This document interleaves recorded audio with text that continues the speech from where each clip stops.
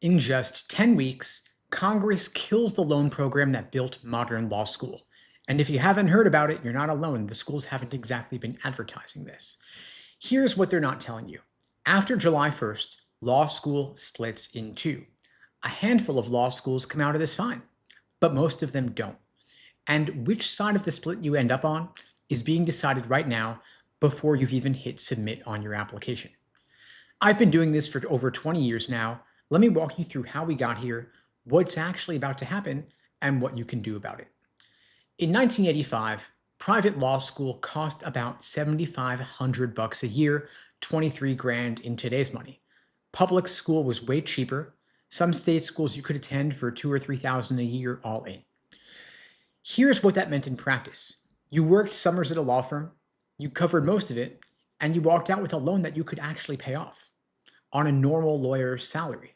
I'm not talking big law here. I'm talking about your county prosecutor making 50 grand a year, or your neighborhood real estate attorney, or a first-year public defender. Those people could service their loans on those salaries. The math worked out.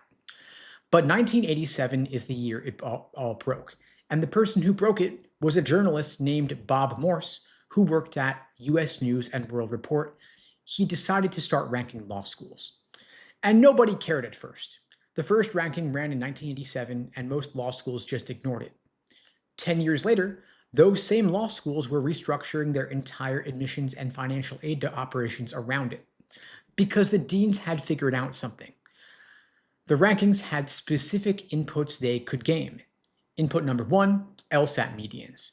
To keep your LSAT medians up, law schools need a critical mass of applicants above that number, and so schools started handing out big scholarships to high LSAT applicants. Didn't matter if those applicants came from rich families, didn't matter if they personally needed the money, the median had to stay up. Meanwhile, the lower scoring applicants, often the ones from working class backgrounds, often the ones the school's diversity statements claim to serve, those students paid full sticker price to subsidize the rich kids. And I'm not exaggerating here, you could pull up the data yourself. Look at any law school's LSAT medians, then look up their merit scholarship recipients. You'll see the same pattern in every single one. The kid with the 172 whose parents are surgeons could get a full ride. The kid with the 158 whose parents clean offices might pay for that full ride. The second input is GPA medians. So admissions started favoring applicants from easy grading majors over applicants with harder resumes. So a 3.9 in communications could get you in, whereas a 3.4 in mechanical engineering from MIT, you could be waitlisted. The school doesn't care if the engineer is more qualified, the school cares about their median. Input number three is employment numbers 9 months out from graduation. That's what the ABA tracks. And so schools started hiring their own unemployed graduates into 9-month research fellowships, timed to the reporting window, which is employed at graduation.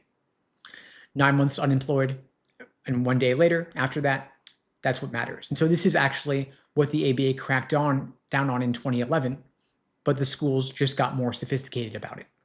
Input number four is expenditures per student. The more you spend, the higher you rank. So schools jacked up their tuition just to have more money to spend, which raised their ranking, which in turn justified more tuition hikes. That is a flywheel running on debt. Then in November 2022, Yale Law School pulled out of the US News rankings. Harvard followed within 48 hours.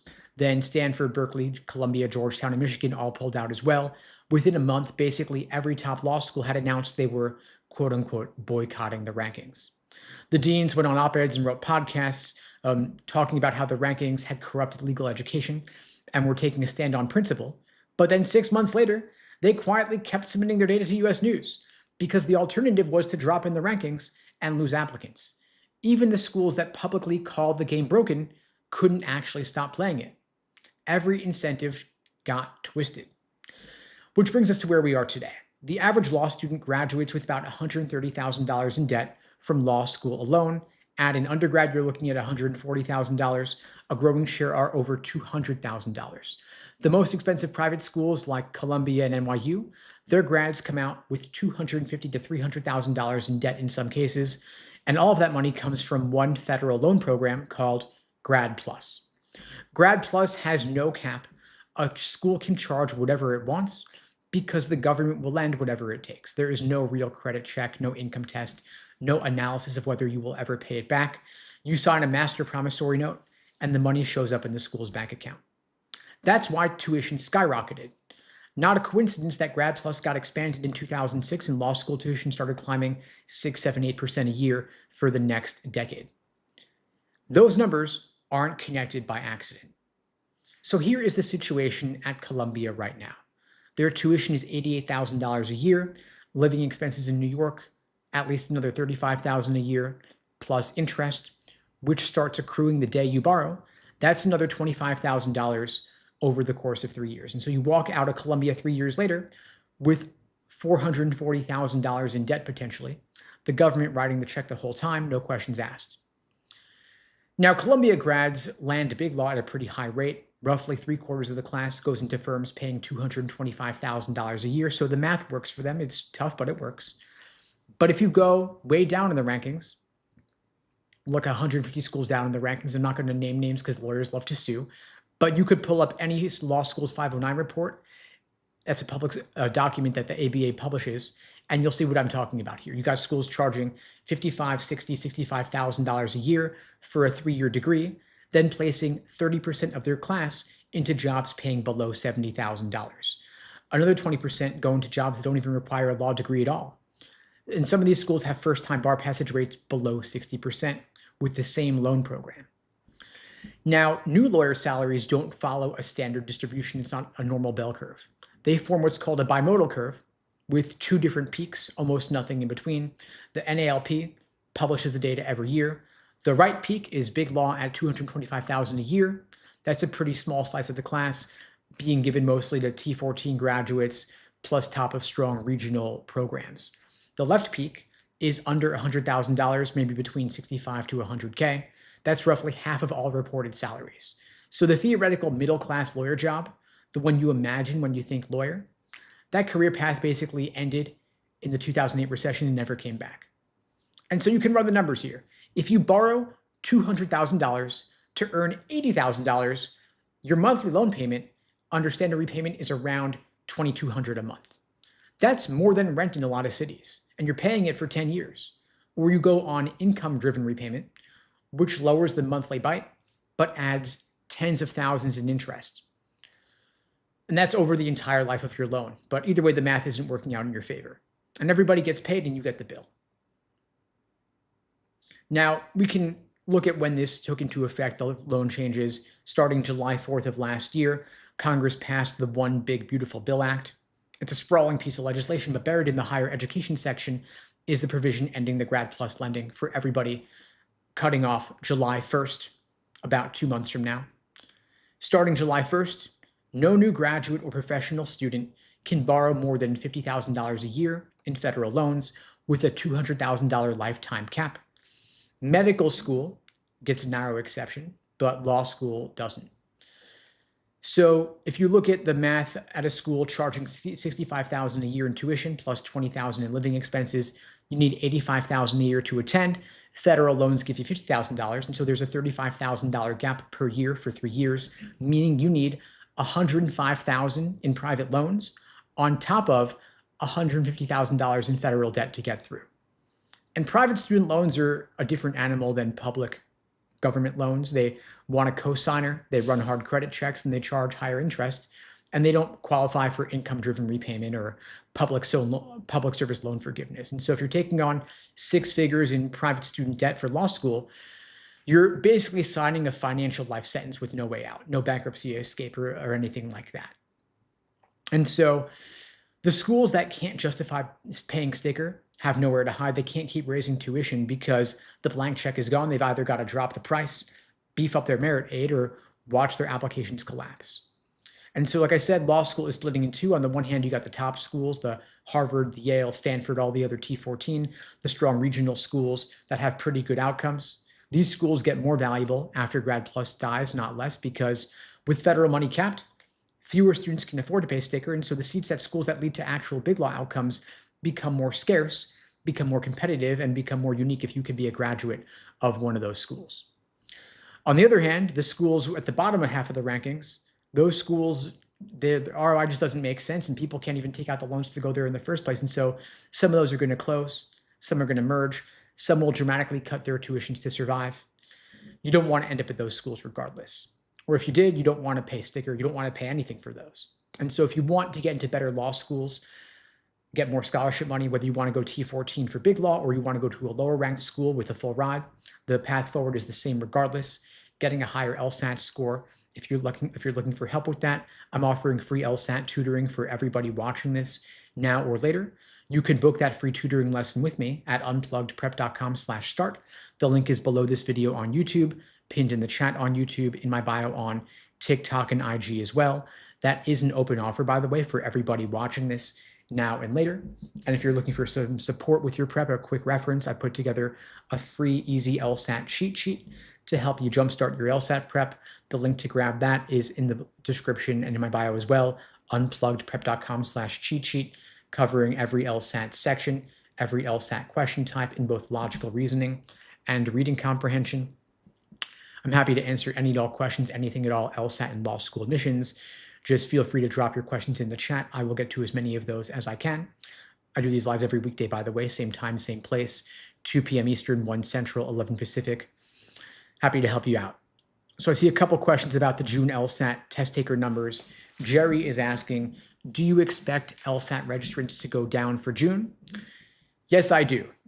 And this is something that's been coming up for every LSAT administration. People see the registrant numbers are really high, they get worried, but as the test day approaches, we have what we call melt in the industry, basically people withdrawing from a given test. A lot of folks who took the April LSAT, by the way, and got their scores back yesterday, a lot of them are happy with their scores and they're not going to take June. So they're going to withdraw. So already, I know that there are people who are hyping up the numbers saying, oh, 39,000 people signed up for June, you're cooked, it's ruined, you're done. It's not true. Like, people are saying the same thing about the February LSAT, the January LSAT, November and October, the past few months, but same thing happened. As the test approaches, people withdraw. Typically, 10, 20% of people who sign up for it end up not even taking it. And so it looks catastrophic a few months out. As it gets closer, the numbers diminish. And already you're going to see that the numbers today are not 39,000 like they were a couple days ago, like the people exaggerating it for clickbait.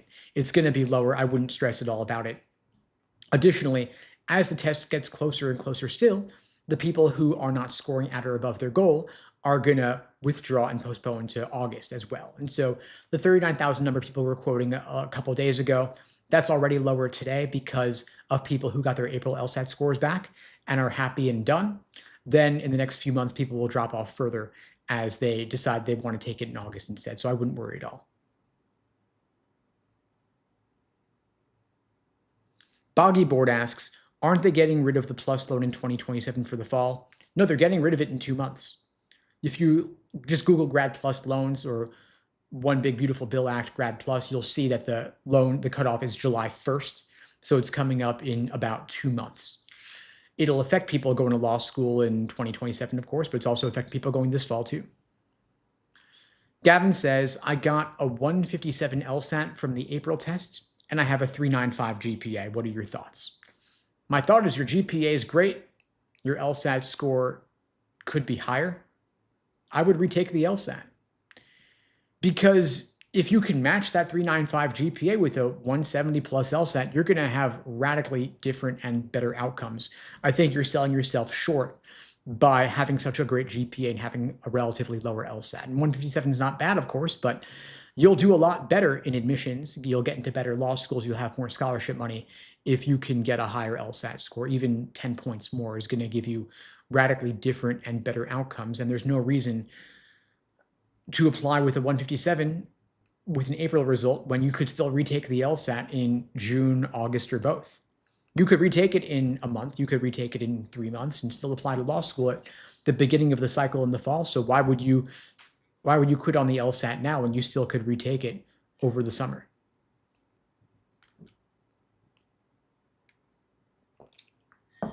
Monet asks, is 164 a good LSAT? I got that back today. 164 is above average, so congrats on that. It is a good score. But is it good for your purposes? Everything is relative, right? LSAT scores are a spectrum, 120 to 180. Law schools are a spectrum, if you look at the rankings, for example, or you look at the outcomes.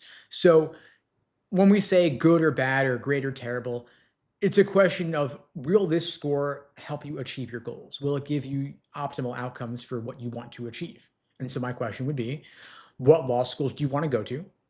To what extent are you looking for scholarship money? And then there's the other piece of the puzzle, which is, what's your GPA? If I knew your GPA and where you want to go to law school, and if you wanted scholarship money, I could then tell you if your LSAT score is going to serve you in achieving that end. If you want to go to a top 14 law school, 164 would not be good relative to their medians. If you want to go to a lower ranked law school, it might be enough. We look at your numbers relative to the medians of the law schools to which you're applying. If you are above the medians, it's a good score. If you are above the 75th percentile, it's a great score. But again, it's all relative. And so if you can share some more details, I can help you out and give you some more guidance as to how you're stacking up. If you want to talk through the particulars on a more personal level, you can book a free LSAT tutoring lesson with me. That's an open offer for everyone watching this now or later, by the way. The link to book that free tutoring is unpluggedprep.com/start. Link is below the video, in my bio as well. Happy to help you out. Open offer for everyone watching this now and later.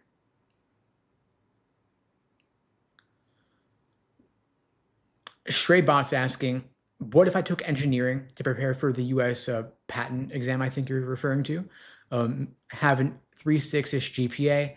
What LSAT should I aim for? I mean, why not aim for a 180? Honestly, I think goal scores are kind of silly in that way. Like, why wouldn't you aim for the highest LSAT score possible? Why wouldn't you aim to understand everything? And a 3.6 is not a terrible GPA, especially in engineering. But the unfortunate thing is that due to grade inflation and due to the fact that law schools don't really distinguish between applicants of different majors, a 3.6 is a 3.6, and you're competing with folks who have a 3.95, like our previous commenter, who might have taken an easier major.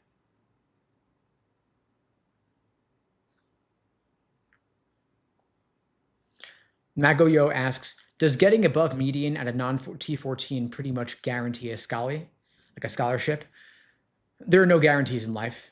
Keep in mind that medians are last year's numbers. They are a trailing metric, and law schools are always looking to raise their medians. And so what would have gotten you a scholarship last year may not get you a scholarship this year. LSAT medians are rising every year. GPA medians are also rising every year. And so you might want to be a little bit above last year's medians, considering that the current applicant pool is going to raise the median altogether. LSAT scores rose like 2 points on average, I think, which is a lot. That's really kind of crazy. It's a lot. So I'd say if you were above the 75th percentile, then you would be really likely to get a scholarship. No guarantees, of course, but simply being above median, I can't say would be sufficient. Keel asks, what's your LSAT score? So I personally scored a 175 on the LSAT, top 1%. Started off at a 152, though. Took me an entire year, though, and at least half of that was a complete waste of time. If I had done it properly, I could have knocked it out in just a couple months, because the LSAT is all about pattern recognition. If you can spot the tricks and traps and you can avoid them, you can get a higher score. It all comes down to understanding how the test makers think and seeing it from their perspective. And so it's not memorization, it's not cramming, it's building skills over time, learning how to deconstruct and analyze arguments, taking that critical, skeptical perspective and being familiar with the classic tricks and traps they use, because you can solve questions faster if you're not trying to reinvent the wheel, trying to reason through that particular argument type for the first time under timed conditions. What makes some folks faster than others is that they have the muscle memory from having done many questions like that in the past, so that when you're looking at a new question, you can just pattern match rather than actually think through it on the fly. And so, yes, I do offer tutoring. I don't write essays for anybody. We can help you with your essays, but we're not going to write it for you. We do offer custom coaching programs. We offer personalized study plans. We look at where you're currently scoring, if you've taken a practice test, where you're starting, what your goal LSAT score is, and what your time frame is. Then we create for you a custom plan to help you get from here to there over that time frame. I mean, someone who's taking the LSAT in June, just a month away, they're going to need a more intensive boot camp style approach. Someone taking it in August or September can take more of a slow and steady approach. And so we always, again, customize the support. If you want to talk through the particulars, you can book the free tutoring with me and we could talk through it together. Just scanning through for other questions here in the chat, trying to get to everybody's questions. Mark is asking, realistically, how bad Can my argumentative essay be for T14?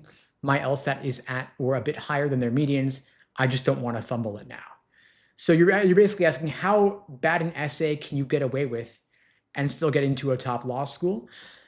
I'm not sure that's the ideal mindset to have when you're trying to go to a top law school. It's like, what's the least I can do and still potentially be okay?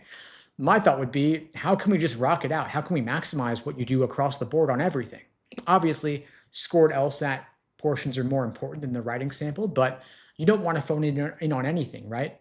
If your LSAT's already set, if you're done, if you took it, great, congrats. Switch gears now. You could take a day or two off. You certainly deserve it if you got a great score, especially above medians for T14. We're looking at low to mid 170s or higher. That's great. But let's match that with killer essays, both application essays and writing sample as well. I mean, do a sample one, have somebody look it over if you want, and then get down to brass tacks and do it, knock it out for yourself. But if you can get a great LSAT score, you can probably also write a great essay. Just make sure it's clearly structured. Intro paragraph, couple body paragraphs, conclusion, clear thesis statement. Don't make them guess at what you're trying to get at with your argument, but take it seriously. And then also revel in the fact that it's currently not scored, but might be scored in a year or so. But for now, you're good. Scanning through for other questions here. See a bunch I missed, trying to get back to them here. Akiva asks, got a 164 on the April LSAT, was scoring around 168 on practice tests. Should I keep or cancel? Doesn't really matter. I answered like several different versions of this question yesterday during the morning live stream for score release. Cancellations don't matter. They're a function of the fact that law schools used to average multiple scores, but haven't done that for 20 years now. And so if you keep the score, that's fine. If you cancel it, schools will assume it probably didn't go well, because if it had gone well, you wouldn't have canceled. Then just focus on your retake prep, but do whatever feels better for you. 164 is decent enough that I might just keep it just in case. Worst case scenario, of course, depends on what you want to do. And also consider that law students often drop 5 points or so from practice test to actual anyway. And so a 168 in practice, I might expect a 164 on actual. So you might want to raise your baseline. If you were scoring 173 on your practice test, then you would have gotten a 168 on the actual. You could also work more on simulating test day conditions. In other words, you're strictly timing yourself. You're not taking tons of breaks. I see Roki is asking, got a 173 on April, was scoring around 174 to 176. So another someone else who dropped a couple points. Should I retake? My GPA is a 391 as well. I would retake. I mean, why not? Again, what's the downside? You do better, great. You've now got a higher score on record. You do worse, no big deal, because only the highest score counts anyway. There's no downside. And speaking now in April, you could retake it in June or August and still apply when applications open in September anyway. It's not delaying your applications at all to retake and give it another shot. There's literally no downside other than studying more, of course, but to spend another month or so till the June LSAT or 3 months till the August LSAT, if you could get 3 points higher, get you into better law schools, get you more scholarship money, that is not an insignificant increase. To have the opportunity to score a few points higher, I would go for it. And your 391 GPA is great. You match that with a 176 LSAT, you're going to get into a lot of the T14.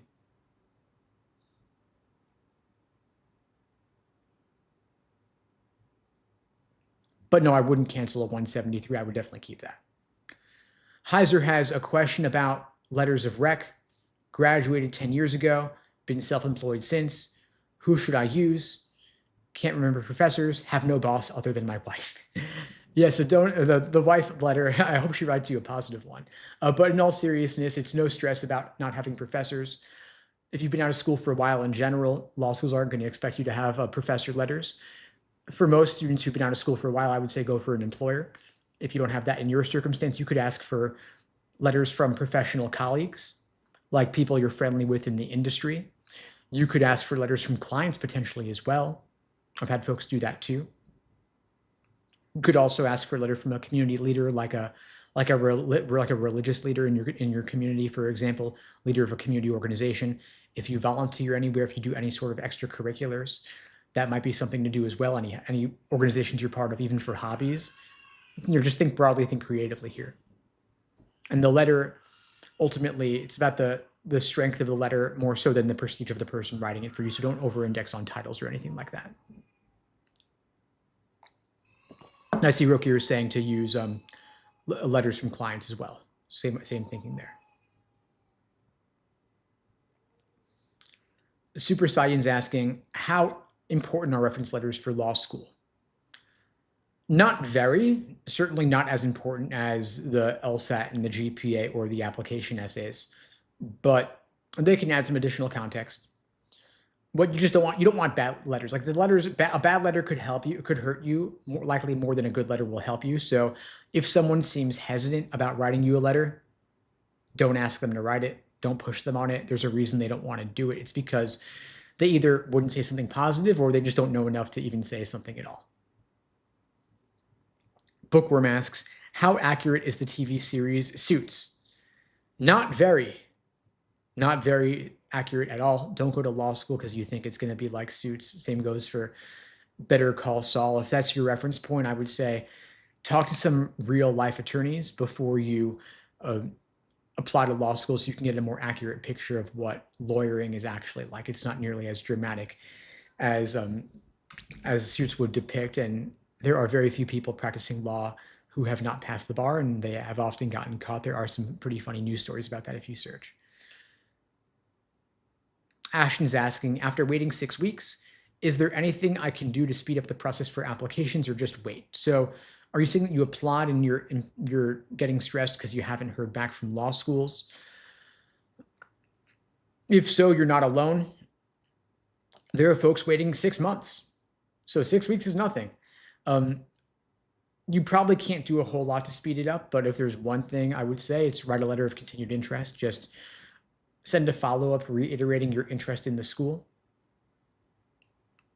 saying, hey, here's a quick update on what I've done since I applied. I retook the LSAT, got a higher score. I got this promotion at work, got this award, whatever update you might have to share. And just say, hey, you guys are still my number one choice. Saying you heard from 2 out of 6 so far. Yeah, I mean, law schools are taking longer and longer to get back to applicants. Not a whole lot you can do about it. Also consider that there's been a big surge in the number of people applying to law school the past couple of years, and so they are overwhelmed and inundated with applications, and they've also been waiting to hear from people taking the April LSAT and applying with that score as well. So hopefully things will speed up in the short term. Koshiro's asking, do you think conditional scholarships are an absolute don't take, meaning should you never accept an offer of a conditional scholarship? I would tread very carefully. I don't like to speak in absolutes. I wouldn't speak in universals of never, ever don't do it, but I would be really careful about taking them and I wouldn't bank on them. I would also negotiate to see if you can turn that from conditional into unconditional. And what you really want to look at is what percentage of students who are offered the scholarship keep the scholarship. I did a video, I think it was last week, about California Western School of Law, where the majority of people who are offered the conditional scholarship do not keep it. And of course, everyone thinks they're going to be the special snowflake who does get to keep it, and most end up being disappointed. Don't think it's going to be you who gets to keep it. Look at the numbers in the American Bar Association 509 reports. Look up how many were offered the scholarship and how many kept it, and for how many it was revoked. That'll give you a sense of what your odds are. And keep in mind that you haven't been to law school before. The law school knows way more about the typical applicant than you do. There is an asymmetry of information. They have the advantage here, and no one ever thinks that law school is going to be really hard and they're going to score in the bottom of the class, but you're going in blind with no experience in this. So be humble is what I'm saying. Recognize that there's a lot you don't know, and things can happen.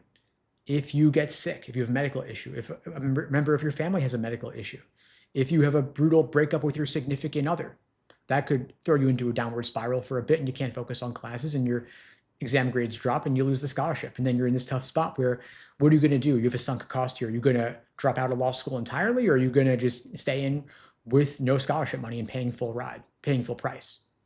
So I would tread carefully. I don't want to paint catastrophic pictures here, but the simpler path is just don't get into that situation in the first place, meaning negotiate for it to be unconditional. And ask the hard questions if you don't like what you're seeing in the 509 reports. And if you could show them that you've done the homework, maybe that gives you some leverage as well. Just scanning through for other questions here. If you want to know, I see Brown Sugar's asking about what LSAT score you need for a full scholarship. There's no magic formula to guarantee a full scholarship at any given school, really, except maybe 180 and 4.0. But if you had a 4.0, which is of course above the GPA median, I would look at what is their LSAT median and aim above that as high as possible. Ideally, if you can score above the 75th LSAT percentile of the law schools that you're targeting, that will maximize the likelihood of you getting a full ride. And you can look up the LSAT medians and the percentiles in the American Bar Association 509 reports. Just Google FIU Law School 509 or UMiami Law School 509. You'll be able to see what the stats are at various law schools. Zari writes, my cousin got a 170. She said your lives helped her so much. Awesome. Really glad to hear it. Congrats to your cousin. 170 is a great outcome. 6-1 was asking, is graduating with a bachelor's at 21 with a 4.0 and a 170 plus a negative for law schools? Will it look like you're rushing? Not at all. I mean, if anything, you're a gunner who got a great GPA, a great LSAT, and you graduated on the earlier side. That's awesome. Like the Doogie Howser of law school. That's pretty cool. I mean, I think that's a great place to be. I wouldn't stress about it. I think you're doing all the right things, and if anything, overly impressive. Apply when you're ready. If law school is what you want to do, go ahead and do it. There's no reason to delay your application and take a gap year just because. If you're happy with your LSAT score, if you know law school is what you want to do, why not go ahead and apply? I don't see any reason not to. Mago Yo asks, tips for increasing reading capacity. Getting through reading comp without burnout is tough. So we want to build up your reading endurance. My question would be, how much time and effort have you devoted to reading comp in particular? How much reading do you do in general that is not on a screen? Like meaning, are you reading books? Are you reading in-depth articles or just kind of scanning things online? The more actual reading you do of difficult, dense text, and I'm not talking about like social media or listicles, I'm talking about like in-depth journal articles, academic style writing, the more of that you do, the more you will build your endurance. Like you increase your reading capacity by doing more, just like you build your endurance by doing more. I mean, think about doing cardio for exercise. Think about training for a marathon.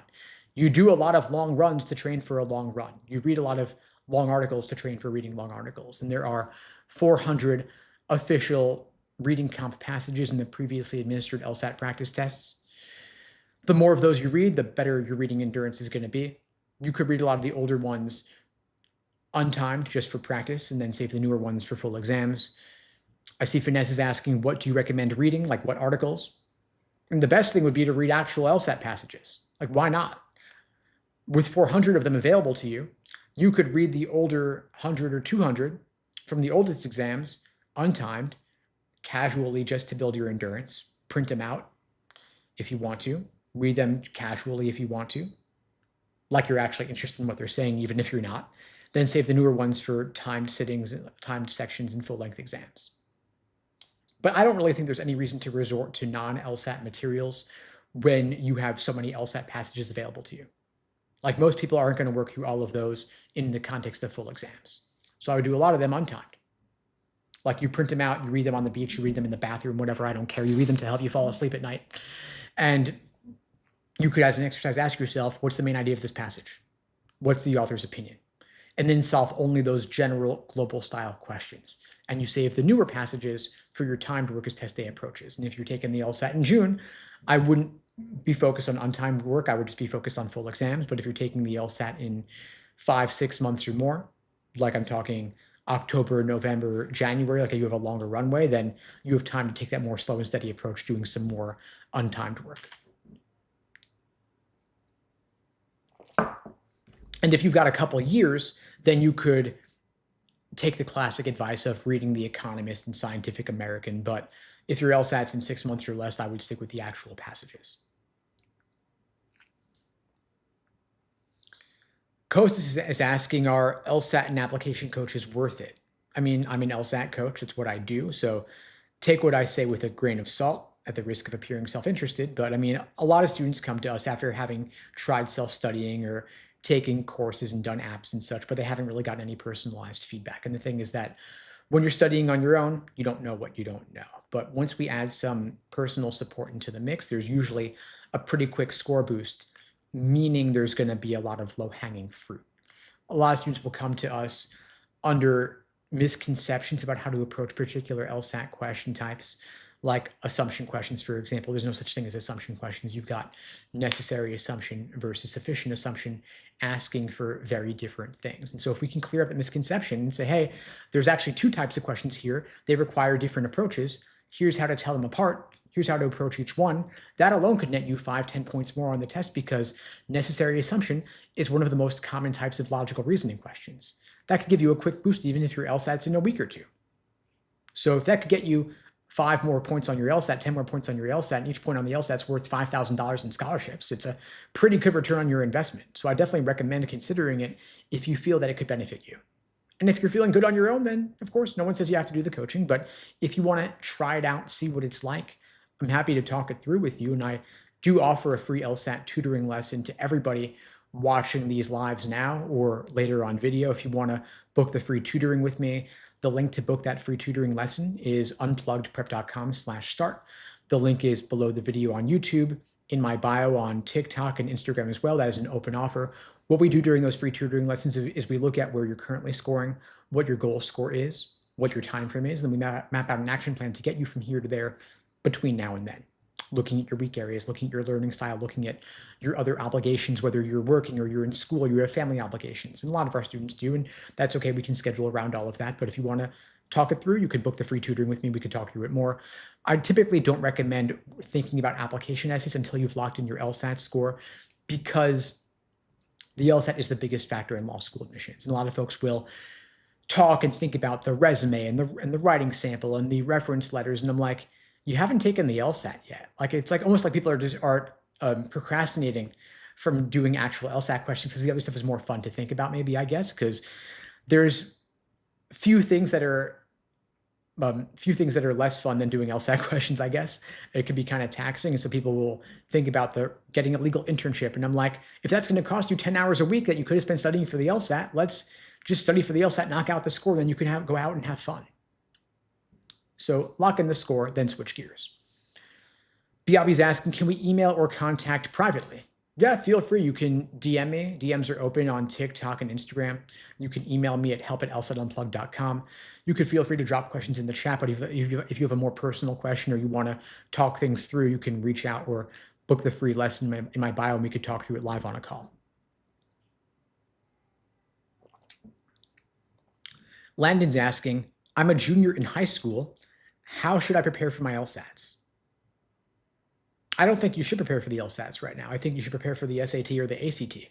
Like, focus on getting into college first. First things first, the LSAT is not going anywhere, and your LSAT score is good for 5 years. And so if you were to take the LSAT now, it might expire before you even apply to law school.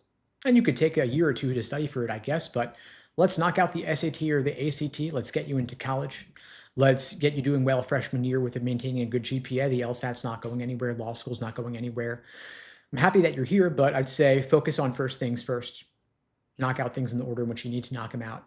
And then you could circle back in a couple of years and we could talk LSAT particulars. But for now, just get into college, rock your college entrance exams, maintain a high GPA, and then circle back when you're a freshman or sophomore, we could talk LSAT specifics.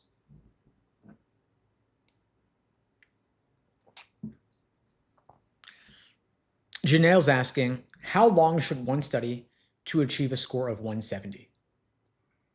There is no one-size-fits-all answer I can give on this. My question would be, where are you currently scoring? Have you taken a practice test? If so, what was the result? I mean, if you're starting off at a 120, it'll take longer to get a 180 than it will if you're starting off at a 150.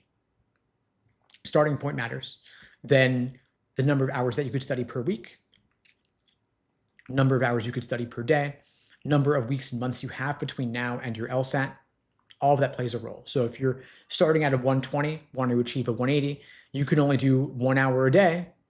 It's going to take a long time. If you're starting at a 150 and you could do 3 or 4 hours a day, maybe you could knock it out in 3 months. The details matter. So I give the very lawyerly answer. It depends more often than I would like to, but hey, it's the truth and this is what I do, so can you blame me? If you want to talk through what your study plan could look like, of course, you can book the free tutoring lesson with me at unpluggedprep.com/start. We could talk through it. I see P. Diddy saying, my brother studied for 2 years straight and got a 172. Congrats to your brother. 2 years straight's a long time. I don't think it has to take that long, but part of it depends on how many hours you could put in per day and per week. And then what else you have going on. Are you working? Are you in school? Do you have family obligations? What's your starting point? All of that factors in. And also, how are you studying? I mean, your improvement time frame will be a function of the amount that you study and the way in which you study. So I'm talking through like how many hours, but also then what is the study methodology that you're using? Are you just using random prep books? Are you using LSAT for Dummies? Are you just watching YouTube videos, or are you getting more personal feedback and support on what you're getting wrong and why you're getting it wrong? If we can get down to the root cause of your mistakes and we can nip them in the bud, then you're not going to make the same mistakes again. And so if we can help you level up the efficiency of your prep, we can help you get faster score gains. And so if you're looking for some resources beyond what you're finding in Google or whatnot, I've put together a free LSAT cheat sheet to help you jumpstart your LSAT prep. It's a quick reference covering every LSAT section, every LSAT question type. It's totally free. The link to get your free LSAT cheat sheet from me is unpluggedprep.com/cheat sheet. The link is below the video in my bio on TikTok and IG as well. Free download, open access to everyone watching this now or later, covers everything in logical reasoning and reading comprehension. Totally free. You can grab your copy below. Happy to help you out with that. Scanning through for other questions coming in here. Lowell Predictions is asking, will medians go down significantly next cycle with in-person testing, or will the overall LSAT score inflation due to accommodations cancel it out? Yes, so I don't think medians will go down. The return to in-person testing may slightly dampen the score inflation, meaning that, for those who aren't aware, just to back up, LSAC is returning the LSAT to in-person only with rare exceptions starting in August due to the prevalence of cheating on the online remote LSAT. But I don't think that most high scores were due to cheating. I think a small percentage were, maybe 1 or 2%, but most of them I think are not due to cheating. And so for that reason, I don't think that returning to in-person testing and eliminating cheating or reducing cheating will dampen score inflation much, if at all. I think the inflation will continue and rise over time because of accommodations and because of retakes. For those who aren't aware, LSAC is approving more and more people to get accommodations for extra time on the LSAT and to get extra breaks as well. And they are approving 98% of requests for accommodations, which I think is a bit high. I think that not every request is legitimate, but LSAC is operating under a particular interpretation of the Americans with Disabilities Act, and for that reason, they're not going to change things anytime soon unless the federal government cracks down on it. And so basically, people ask for accommodations, they get them, they get higher scores, and nothing stops it. Additionally, because the LSAT is offered more frequently than it used to be, it's gone from being offered 4 times a year to 8 times a year. People are retaking more, and because only the highest score on your record counts, people are getting higher scores, and that's going to continue. Not changing anytime soon. Year after year after year, LSAT scores increase, and LSAT medians at every law school increase as well. Not going to change anytime soon. Nothing much you can do about that other than get a higher LSAT score yourself to be competitive.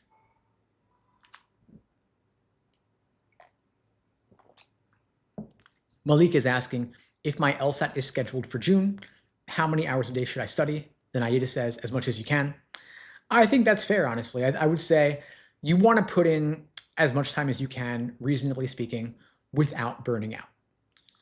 And I think most folks can probably put in 5-6 hours a day without burning out, assuming no other obligations. And so if you're working, if you're in school, if you have family obligations, you might not be able to do 5-6 hours a day, and that's okay. If you could do 2 or 3 hours a day, that's fine. If you could do less on weekdays, more on weekends, that's okay too.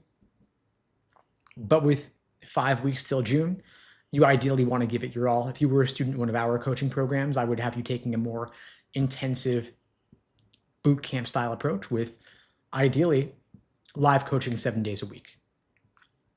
If you have less time, work with what you got, but more time can help, assuming that you're not going to burn out. I see a question asking, what schools can you get into with a 174? Well, your GPA matters also. Not going to say GPA is irrelevant. GPA plays a role as well. 174 would be at or above the medians of nearly every law school in the country, with the exception of a school like Yale or Stanford. I think their medians are around a 174. But GPA plays a role as well. Like if your GPA is low, the 174 might not be enough to offset it. But assuming you have a GPA of a 3.9 or so, then a 174 might be sufficient.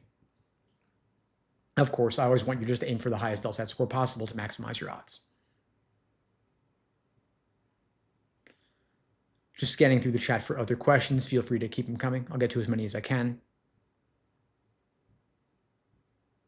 The obvious saying, I want to start studying for the LSAT in July or August. Awesome. I mean, if you're taking the LSAT in November or beyond, that might be sufficient time. But my thought would be if you know you want to do the LSAT, why not just start now? I mean, allowing more time can only help. Not saying you got to go crazy with it, but even just a couple hours a week to dip your toes in the waters will make it easier later. And nobody ever says, I wish I studied less or I wish I started later. If anything, the opposite, right? More time can only help. The LSAT is a test of skills and pattern recognition. It happens over time. You can't cram it all into just a month or two and expect to achieve your top potential. More time, better results. The people who score 170, 175 plus typically didn't do it in just a month or two. They usually allowed more time. Not saying you need 6 months or a year, but more time will help if you can swing it. No at Void says, would you say engineering's harder than law? I can't say. I haven't done engineering. Not a whole lot of familiarity with that. I only know the LSAT. But I guess we would need someone who's done both engineering and law to be in that position to be able to make a proper comparison, because engineers will say engineering's harder. Lawyers will typically say lawyering is harder. I couldn't personally comment on that, but I guess the question is, what do you really want to do? What are your goals? Ultimately, that matters the most. Wilson asks, would work experience such as Skadden help with applications? So would working at a law firm like Skadden Arps help you get into law school? Wouldn't hurt. I mean, law schools do like to see that you have real world exposure to the practice of law.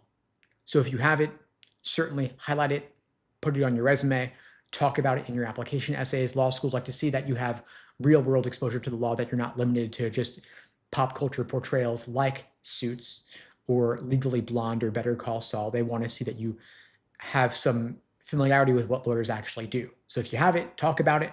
If you don't stress about it though.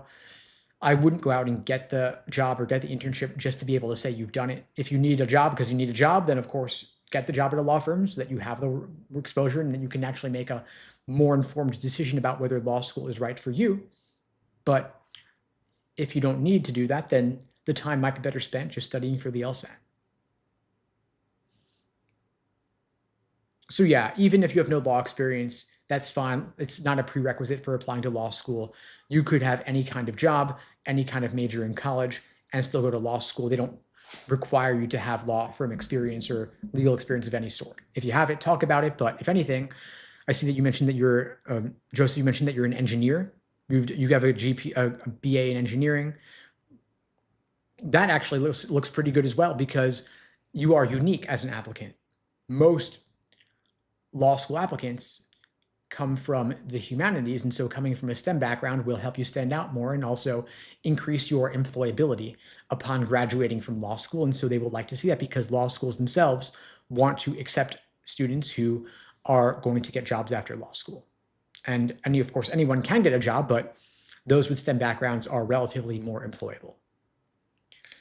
Now I see Tia is asking about the free LSAT cheat sheet. I'll put the link in the chat on TikTok again. The link to get the free LSAT cheat sheet is unpluggedprep.com/cheat sheet. If you go to my bio on TikTok or Instagram at LSAT Unplugged, you can access the link to grab the LSAT cheat sheet. It covers everything in both logical reasoning and reading comprehension. It's 100% free. It's a nice quick reference. You can even print it out if you want to, or keep it on your phone, going over everything logical reasoning and reading comprehension, the different sections, the different question types. So feel free to grab a copy if you haven't already. I put a lot of work into it, and I hope that you find it helpful. And by the way, folks, for those of you just joining, I do these lives every single weekday, same time, same place, 2 p.m. Eastern, 1 Central, 11 Pacific, here on YouTube, TikTok, Instagram, wherever you're watching this. The only way this grows is through word of mouth. I don't do any advertising for these lives, and the algorithm doesn't really boost them because they can't run ads during them. So I do appreciate your support, spreading the word, sharing this to your socials on TikTok, sharing this in any group chats you're part of, like subreddits or Discords or Facebook groups. The more this grows, the more I will expand it over time. Do appreciate the support on getting the word out there. Pamela's asking, for in-person testing, do they provide computers or do you bring your own? They provide the computer. They provide everything. And part of the reason why they're going back to in-person testing is to eliminate the cheating that's been happening where people were taking it on their own devices. And so they would not allow you to use your own device starting in August and beyond because they don't want the cheating happening. They don't want you to potentially be capturing unreleased LSAT questions and then selling them to others in the future or anything like that, which apparently has been happening according to reports. TikTokers asking, are low-tier law schools worth it? The answer is maybe. Depends on what you're paying for the law school. If you're going for free, then it could be a good return on your investment. Of course, consider you are still spending 3 years of your life and there's the opportunity cost there. But if you pay zero, then even if the typical outcomes are not as good as they are for higher tier schools, you're taking on less debt. And so might still be worthwhile. When you're looking at any given law school, you want to look at what are their bar passage rates and what are their employment outcomes, meaning what percentage of their graduates are employed with a job requiring a law degree within 9 months of graduation, and what percentage of their graduates pass the bar exam on their first attempt or within 2 years. You can look up those stats in the law school 509 reports. Just Google any given law school's name and 509 and you'll find the details. Over the past week or so, I've done a lot of lives and videos breaking down different law schools and their stats to give you a sense of how to go about analyzing a 509 report to make a more informed decision. So look at the live tab on the LSAT Unplugged YouTube channel.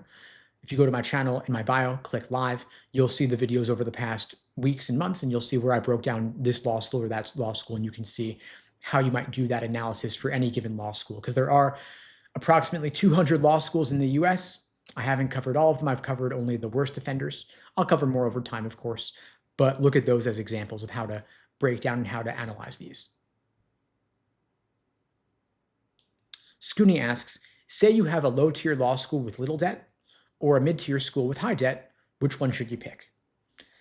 Well, there's this saying in economics, there are no solutions, only trade-offs, right? So there's no optimal, obvious pick here. I mean, like I would say, pick the high-ranked school with zero debt, but that's often not an option, right? So you got to make trade-offs and tough choices. For some folks, going to a lower-ranked law school with more scholarship money is the move. For others, going to a higher-ranked law school, relatively speaking, with less scholarship money and more debt is the better move. So the answer is, again, it depends. I would ask you, think through, what is your current financial situation? How willing are you to take on debt? And what career goals do you have post-law school?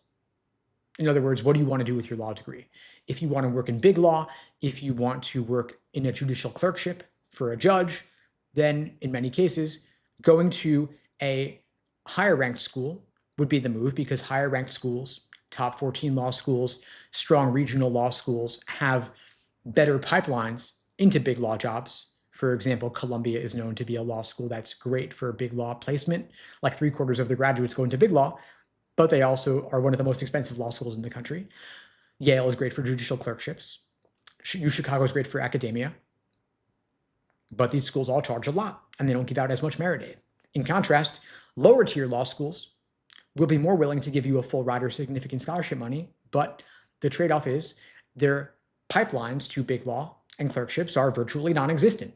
So you got to decide what you want to do. Again, no easy answers here, but either way, whatever you want to do, whether you want to go to a higher ranked school with less scholarship money or a lower ranked school with more scholarship money, having a better LSAT score will pave the way for you to get better offers. It'll get you into better schools. It'll get you more scholarship money. And so ultimately, if you get a higher LSAT score, you will have more options and better outcomes when you apply. And if you'd like my help getting that higher LSAT score, I'm available as a resource to help you out. I'm offering the free LSAT tutoring for everybody watching this live now or later. The link to book the free tutoring is unpluggedprep.com/start. The link is below the video on YouTube, pinned in the chat on YouTube, in my bio on TikTok and IG as well. I'll also put that free easy LSAT cheat sheet for you in my bio as well, unpluggedprep.com/cheat sheet. Quick reference, free download covering everything logical reasoning and reading comp. Thanks for joining, folks. It was a pleasure. I'll be back tomorrow, same time, same place, 2 p.m. Eastern, 1 Central, 11 Pacific. I'll see you all then. In the meantime, all the best. Take care. Thanks for joining.